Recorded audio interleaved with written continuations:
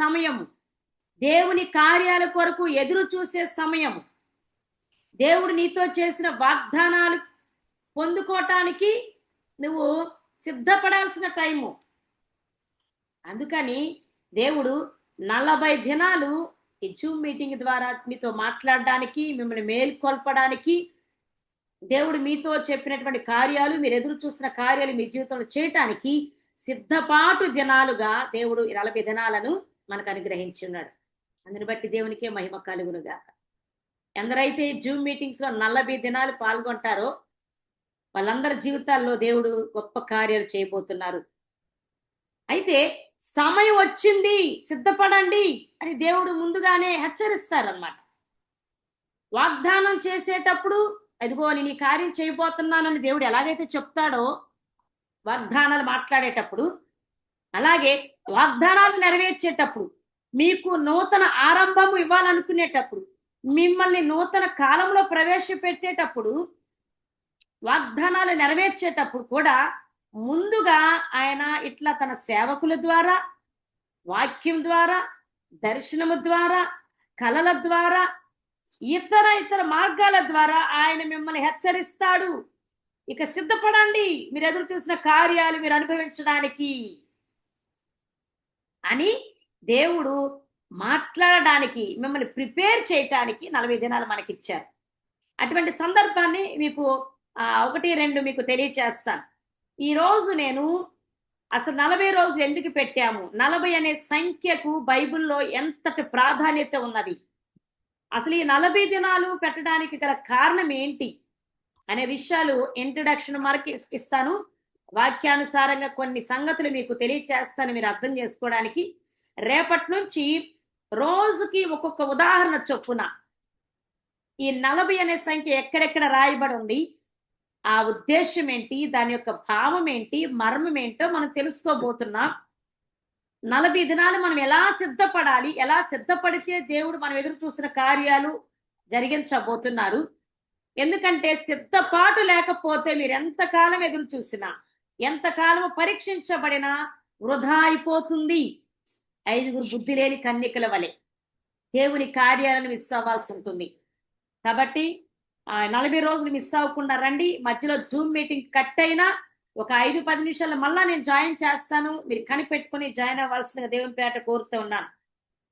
ఒకసారి దేవుడు యేసుక్రీస్తు ప్రభువారు ముందుగా ఈ లోకంలో మనుష్య కుమారునిగా జీవిస్తా ఉన్నప్పుడు తన శిష్యులతో ఒక మాట చెప్పారు. నేను మీకు పరిశుద్ధాత్మని వరాన్ని ఇస్తానని వాగ్దానం చేశారు. అయితే నేను వెళ్ళిన తర్వాతే మీరు ఆ వరాన్ని పొందుకుంటారు అని కూడా క్లియర్గా చెప్పేశాడు. అయితే యేసయ్య చనిపోయి తిరిగి లేచి తిరిగి తండ్రి దగ్గరికి ఆరోహణం అయ్యేటప్పుడు తాను ముందుగా శిష్యులతో చెప్పినటువంటి వాగ్దానమును వారికి జ్ఞాపకం చేస్తూ అంటున్నాడు. ఏమంటున్నాడనంటే, నా పిల్లలారా, మీకు ముందుగా చెప్పాను కదా, ముందుగా మీకు ఒక వాగ్దానం చేశాను కదా నేను. ఏమని? ఇదిగో పరిశుద్ధాత్మనే వరమును నీకు అనుగ్రహిస్తాను, పరిశుద్ధాత్మనే అభిషేకమును మీకు అనుగ్రహిస్తాను. అయితే నేను ఉండగది జరగదు, నేను వెళ్ళిన తర్వాత ఆయన మీ మీదకి వస్తాడు. అయితే ఆయన ఆరోహణం అవుతూ అన్నాడు, నేను వెళ్ళే సమయం వచ్చింది, నేను పైకి వెళ్ళిన తర్వాత, పైకి ఎత్తబడిన తర్వాత ఆయన మీలోనికి వస్తాడు, మీతో కూడా ఉండి కార్యాలు జరిగిస్తారు. అయితే నేను ఇప్పుడు ఆరోహణమై వెళ్ళిపోతూ ఉన్నాను.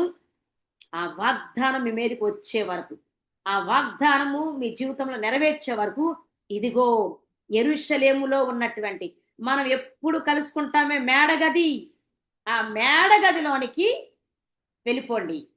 నేనైతే తండ్రి దగ్గరికి వెళ్ళిపోతున్నా, మీరంతా కూడా ఈ మాటలు ఎవరెవరైతే వింటున్నారో వాళ్ళంతా కూడా, నేను మీకు బాయ్ అని చెప్పట్లే, ఎవరో హ్యాండ్ చూపిస్తున్నారు నాకు, మీకు అర్థం అవటానికి ఇలా చెప్తున్నాను. ఓకే, కాబట్టి నేను ఆరోహణం అయిపోయి వెళ్ళిపోతున్నాను, మీరు మాత్రం నేను చెప్పిన వాగ్దానం పొందుకునే టైం వచ్చింది. ఆ వాగ్దానం పొందుకోవడానికి సిద్ధపాటు అవసరము. మేడగది మీదకి వెళ్ళి ఆ వాగ్దానం నెరవేర్చే వరకు, ఆ పరిశుద్ధాత్మ మీ మీదకి వచ్చే వరకు మీరు కనిపెట్టండి, మీరు సిద్ధపడండి. మీరు ప్రార్థనలో గడపండి, మీరు నా సన్నిధిలోనే నిలిచి ఉండండి, యెరూషలేము విడిచి మరి ఎక్కడికి వెళ్ళొద్దు ఈ కార్యం జరిగే వరకని ఖండితంగా యేసయ్య చెప్పేసేశారు. అది లూకా సువార్త 24వ అధ్యాయము 49 నుంచి చూస్తే మీకు అర్థమవుతుంది. తర్వాత చదువుకోండి ఒకసారి. వాగ్దానం, నేను మీతో చెప్పిన వాగ్దానం నెరవేర్చే సమయం వచ్చేసింది. అయితే ఫలానా స్థలంలోకి వెళ్ళి కనిపెట్టండి, ప్రార్థనలో కనిపెట్టండి, ఏక మనసు ఏకాత్మతో కనిపెట్టండి, స్తుతిస్తూ ఉండండి అని చెప్పినప్పుడు యేసయ్య మాట విని సంతోషంగా యేసయ్య ఆరోహణమై వెళ్ళిపోయాడు. ఈ 12 మంది ప్లస్ ఇంకా మరికొంతమంది ఈ మాటలు విన్నటువంటి వాళ్ళందరూ కూడా ఏం చేశారు? దాదాపు 120 మంది కాస్త యెరూషలేముకి వెళ్ళిపోయి మేడగది మీద కనిపెడతా ఉన్నారు. ఒక రోజు కనిపెట్టారు, 2 రోజులు కనిపెట్టారు, 5 రోజులు కనిపెట్టారు, ప్రార్థన చేస్తానే ఉన్నారు. ఎన్నో పనులున్నాయి, అవన్నీ మానుకున్నారు వాళ్ళు. ఎందుకు? యేసయ్య చెప్పాడు, మీరు వాగ్దానం పొందుకునే సమయం కాబట్టి నా సన్నిధిలోనే గడపాలి, దానికి ఫలానా ప్లేస్లోనే మీరు ఉండాలి అని కళాఖండిగా చెప్పాడు ఆయన. వాగ్దానం మనం స్వతంత్రించుకోవాలంటే, నూతన ఆరంభము మన జీవితంలో జరగాలంటే, నూతన కార్యాలు మన జీవితంలో జరగాలంటే, నూతన కాలంలోనికి మనల్ని దేవుడు ప్రవేశపెట్టాలంటే, న్యూ సీజన్లోనికి మనల్ని ప్రవేశపెట్టాలనుకున్నాడు కాబట్టి అది జరగాలంటే ఈ 40 days సిద్ధపాటు దినాలు దేవుని సన్నిధిలో మనందరం కలిసి ఏం చెప్తున్నాడో ఆ మాటలు వింటూ వాటికి లోబడుతూ ప్రార్థనలో గడుపుతూ ఆయన స్తుతిస్తూ ఎదురు చూస్తా ఉన్నప్పుడు మీతో నాతో మనందరితో చెప్పినటువంటి కార్యాలు ఈ సిద్ధపాటు దినాలు లేదా సిద్ధపాటు దినాలు అయిపోయిన తర్వాత మన జీవితాల్లో మనం వాటిని అనుభవించబోతున్నాం. దేవునికే మహిమ కలుగును గాక. అలా 120 మంది దాదాపు 9 రోజుల పాటు అలాగే ఎదురు చూస్తున్నారు. ఏ రోజు పరిశుద్ధాత్మ మా మీదకి వస్తాడో యేసయ్య చెప్పాడు. ఫలానా రోజు అని చెప్పలా, ఏ రోజు పరిశుద్ధాత్మ మా మీదకి వస్తాడో అని కనిపెడుతూ ఉన్నప్పుడు సరిగ్గా 10వ రోజు వాళ్ళు మేడ గదిలోనికి వెళ్ళినటువంటి ఆ దినాలలో 10వ రోజు అంటే యేసయ్య ఆరోహణమై వెళ్ళిపోయిన తర్వాత ఆ 10 రోజుల వరకు వాళ్ళు కనిపెడితే 10 రోజుల పాటు ఏం 10వ రోజు ఏం జరిగింది అని అంటే, ఏం జరిగిందో మీ అందరికీ తెలుసు ఆ సంగతి. ఏం జరిగింది? మీరేం మాట్లాడొద్దు, మీరు జ్ఞాపకం చేసుకోండి, మీకు జ్ఞాపకం చేస్తున్నాను అంతే. వాళ్ళందరి మీదకి ఎంతమంది అయితే యేసయ్య చెప్పినది చెప్పినట్టుగా విని సిద్ధపడుతూ ప్రార్థనలో గడుపుతూ ఉన్నారో వాళ్ళందరి మీదకి తారతమ్యం లేకుండా పరిశుద్ధాత్ముడు దిగి వచ్చారు. అది అపోస్తుల కార్యములు 1వ అధ్యాయము 14 నుంచి కొన్ని వచనాలు చూడాలి. తర్వాత పరిశుద్ధాత్మ దేవుడు 120 మంది మీదకి 10వ రోజున దిగి వచ్చిన సందర్భము అపోస్తుల కార్యములు 2వ అధ్యాయము 1 నుంచి 4 వచనాల వరకు చూస్తే మీకు అర్థమవుతుంది. యేసే బ్రతికి ఉన్నప్పుడు శిష్యులతో చెప్పాడు, తన బిడ్డలతో చెప్పాడు, నేను మీకు పరిశుద్ధాత్మను వరం ఇస్తానని వాగ్దానం చేశాడు. ఈరోజు మీకు దేవుడు ఏ వాగ్దానం చేశాడో? కోల్పోయిన వాటిని అనుగ్రహిస్తానని చెప్పి చేశాడా? మీ కుటుంబంలో వాళ్ళని రక్షిస్తానని వాగ్దానం చేశాడా?